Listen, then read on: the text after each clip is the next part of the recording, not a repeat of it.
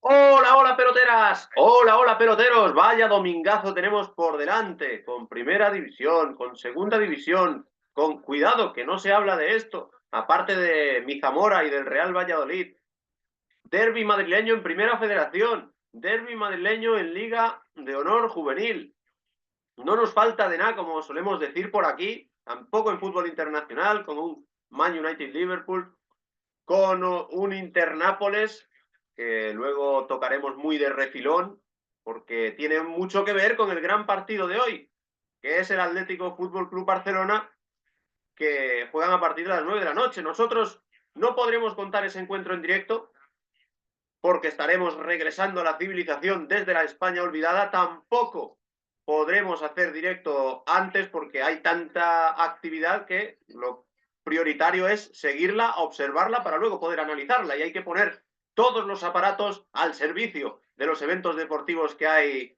hoy. Entonces, ¿qué vamos a hacer? Vamos a dar pinceladas de los primeros 4 partidos de primera y claves del encuentro entre Atlético de Madrid y Fútbol Club Barcelona.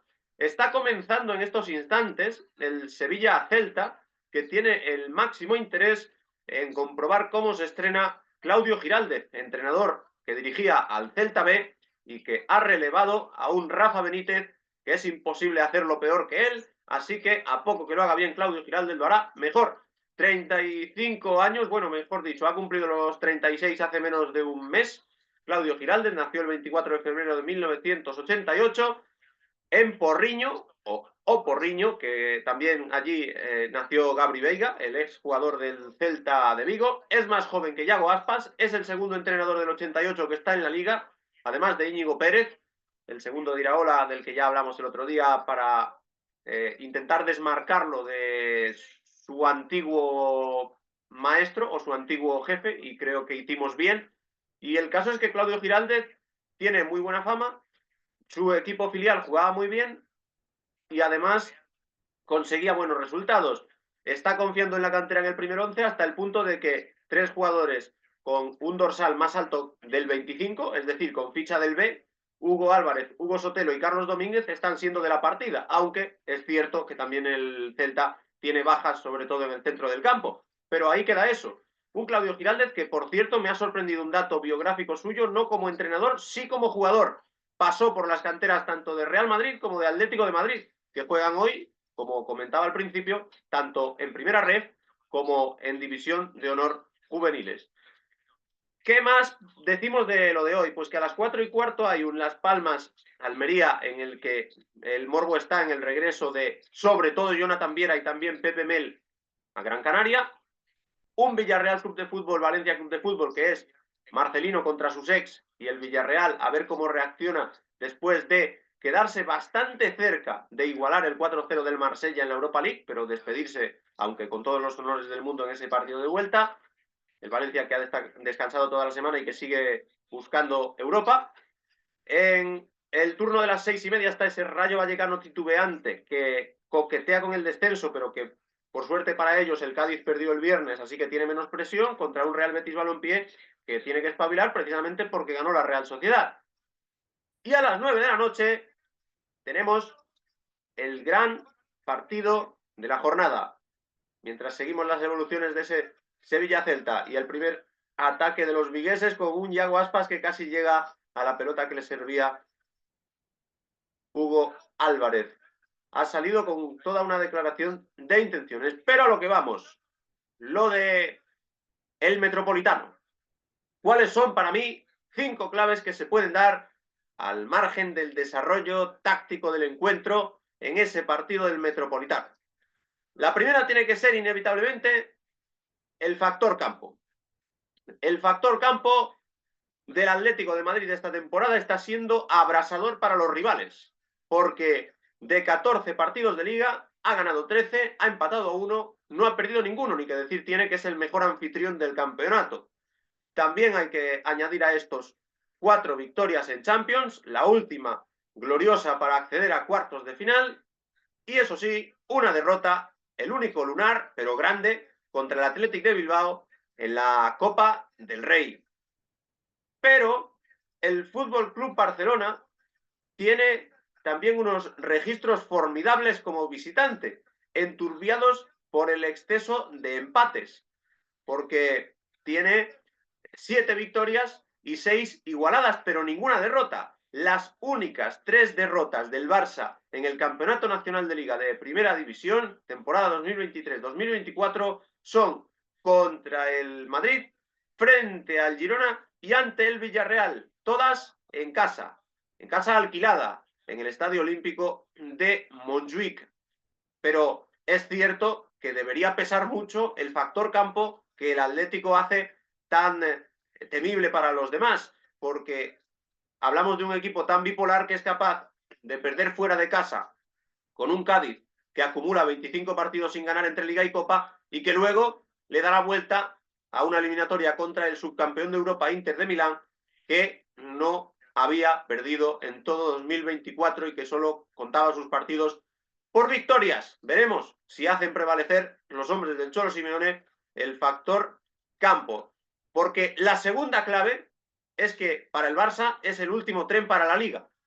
Yo pienso firmemente que si el Atlético no gana, seguirá con muchas opciones de conseguir el objetivo que se le ha quedado en Liga, que es alcanzar la cuarta plaza que da acceso a la próxima Champions. Aunque se quedara un punto por detrás del Athletic de Bilbao en caso de derrota, podría perfectamente recuperarlo en las 9 jornadas que quedarán.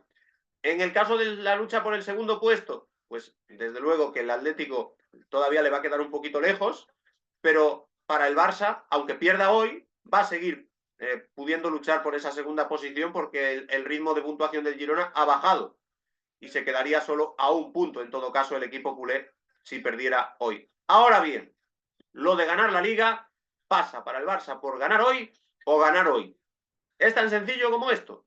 Si empata, se queda a 10 puntos del Madrid.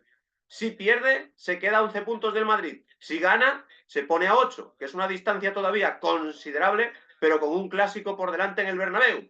Con lo cual, hoy al Barça, para mí, si es ambicioso y quiere ganar el título que, siendo realistas, tiene menos difícil, aunque los dos son complicadísimos, debe ganar hoy, porque lo normal para el Barça es acabar la temporada en blanco. No nos engañemos, en Champions no es favorito, aunque tiene un sorteo que podía haber sido peor, y en Liga hoy o vence en el Metropolitano o se queda fuera de la pelea por el liderato.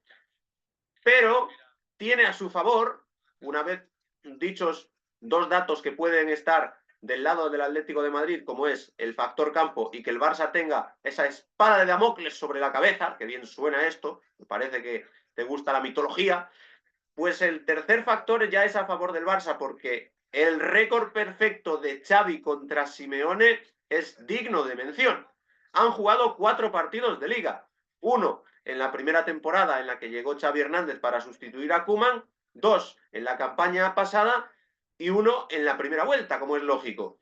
Pues los 4 se los ha ganado Xavi a Diego Pablo Simeone. 2 estilos, en teoría, diferentes. 2 entrenadores que también se han lanzado pullitas en su momento en rueda de prensa a colación de esta diversidad de manera de entender el fútbol.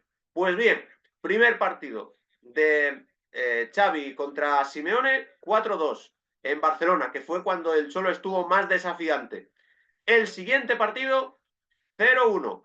El siguiente encuentro, 1-0. Y el último precedente, 1-0. Es decir, Xavi le ha recetado a Simeone en los 3 últimos duelos de su propia medicina, de su medicina antigua, original y de la que mejores dosis bebía el aficionado colchonero, el unocerismo.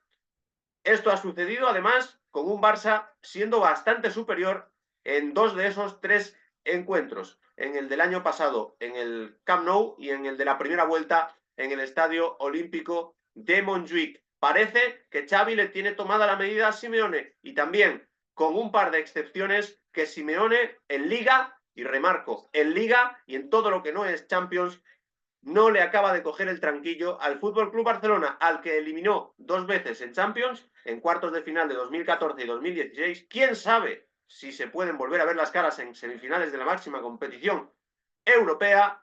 Pero lo cierto es que en Liga solo venció en casa, fuera nunca, en casa, 2 veces el Atlético del Cholo al Barça en estos más de 10 años de cholismo, y fue contra el Fútbol Club Barcelona de Ronald Koeman. Así que cuidado, que es muy peligroso el Barça para el Atlético, como reconoció Simeone ayer en la rueda de prensa previa. Y además vamos con el cuarto factor, el segundo que equilibra la balanza para el Barça, que es el desgaste europeo. El Barça jugó un día antes. El Barça disputó 30 minutos menos, aparte de la tanda de penaltis, que bueno, eso a nivel emocional también puede sumar, pero no creo que sea lo más importante. Y sobre todo que el Atlético tuvo más sufrimiento en el partido y acabó con más lesionados. Si bien es cierto que quedan secuelas, mientras a la misma hora se estará jugando un Inter-Nápoles, que ya veremos con las orejas gachas cómo lo afrontan los equipos eliminados por los españoles, pues Atlético y Fútbol Club Barcelona tendrán que digerir la resaca dulce de haberse clasificado, pero también ver cómo se las ingenian sin Griezmann quizás en los colchoneros, que ya veremos si juega y en caso de hacerlo a qué nivel, y sin Mario Hermoso, que caía lesionado y que ayer se confirmaba que será baja para las próximas 3 semanitas. Mientras, en el Fútbol Club Barcelona, que parecía que no tenía nuevas bajas, que ya se añaden a las numerosas ausencias con las que cuenta, esta mañana hemos conocido la ausencia en la convocatoria de Joao Cancelo, una de las principales armas ofensivas del cuadro culé, desde ese lateral izquierdo. Muy curioso, pero así es. Por tanto, el desgaste europeo parece mayor en el Atlético de Madrid porque jugó más minutos, disputó el partido después y tuvo un rival más complicado. Si bien es cierto que el Barcelona también sufre ya una secuela evidente como es la baja de Joao Cancelo. Y el quinto factor, más allá de lo que puedan mover en forma de fichas de dominó los entrenadores, con disposiciones que puedan sorprender al rival, con jugadores que puedan entrar como pueda ser Reinildo, como pueda ser, ya veremos quién en el lateral izquierdo del Barça, si hay, como dicen los argentinos, corrimiento de jugadores y Sergi Roberto puede entrar en un lado y hacer una especie de 3 centrales ahí con Koundé, con Cubarsí y con Araujo, ya veremos. Bueno, pues hay un nombre que muchos estaréis diciendo, pero ¿cómo no lo dices? ¿Cómo no afrontas toda la previa en torno a él? Y es Joao Félix, ni más ni menos que Joao Félix, el artista de Viseu, venido a menos, que llegó como pintor y que últimamente no pinta gran cosa, pero en los partidos del año pasado, que fueron 1-0 y 0-1, como digo, pues lo resolvió por un lado Ferran Torres, por otro lado Ousmane Dembélé. Estos no van a ser protagonistas hoy. Sí lo puede ser un Joao Félix, que fue el que resolvió el partido de la primera vuelta. Como siempre, los periodistas, buscando el morbo en ruedas de prensa, le preguntaron a los entrenadores por él. Y Joao Félix no tengo ni la más remota idea de qué protagonismo puede tener hoy, porque yo creo que en la primera vuelta era más probable, por la situación de los equipos, que llegara como titular y que además, conociendo la debilidad del Atlético como visitante, el Barça pudiera contar con él como una de las principales armas para ganar el partido. Así fue, él lo resolvió. Luego, poco más ha vuelto a hacer Joao Félix, salvo destellos muy puntuales de una calidad indudable. Hoy yo creo que puede tener esa posibilidad de jugar de inicio de nuevo, porque me explico.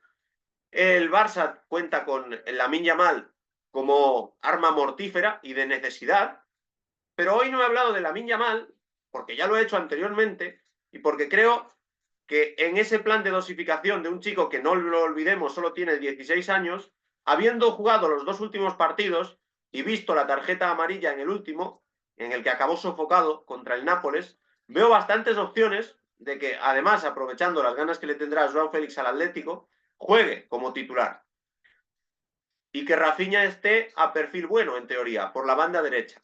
Creo que esa puede ser la disposición de Xavi, pero no tengo ninguna prueba para asegurar que esto va a ser así, si bien es cierto que a Lamine Yamal, hasta estas últimas titularidades encadenadas, le había dado dosificación el técnico de Terrassa. En todo caso, Joao Félix, aunque sea titular, no llega en ese estado de magia que tenía en la primera vuelta en algunos partidos en el estadio de Montjuïc, como demostró en el primero que jugó contra el Real Betis en septiembre. Ya veremos, ya veremos lo que ocurre con este futbolista portugués que siempre da mucho que hablar en el antes, en el durante y en el después de los partidos. Pero estas han sido mis 5 claves del Atlético de Madrid Fútbol Club Barcelona, en el que por supuesto habrá muchas más que iremos conociendo conforme se desarrolle el partido. El factor campo, en teoría favorable al Atlético, último tren para la Liga, puede ser también esto algo que haga ir al Barça a la desesperada y por tanto favorable a los colchoneros, aunque esto tiene dos vertientes. El récord perfecto de Xavi, esto juega a favor del Barça. El desgaste europeo, en teoría también. Y Joao Félix, que es un factor que puede decantar la balanza del lado de uno o del lado de otro, dependiendo de la actuación que tenga el jugador portugués. Decidme, ¿cómo veis vosotros el partido? ¿Cuál creéis que será la clave que tenga más peso? ¿Cuántas ganas tenéis de verlo? ¿Creéis que si el Atlético gana todavía puede alcanzar la segunda posición? Porque es cierto que los separan ahora mismo 6 puntos a los dos equipos. El Atlético, si gana, como mínimo igualará golaveraje particular con el Barça y luego tiene que recibir al Girona en 2 semanas. Decidme vosotros, en definitiva, cómo lo veis, interactuad, debatid como siempre para seguir creciendo en esta comunidad, que siempre os pido que os suscribáis, que le deis like y os emplazo a vernos pronto y hasta la vista.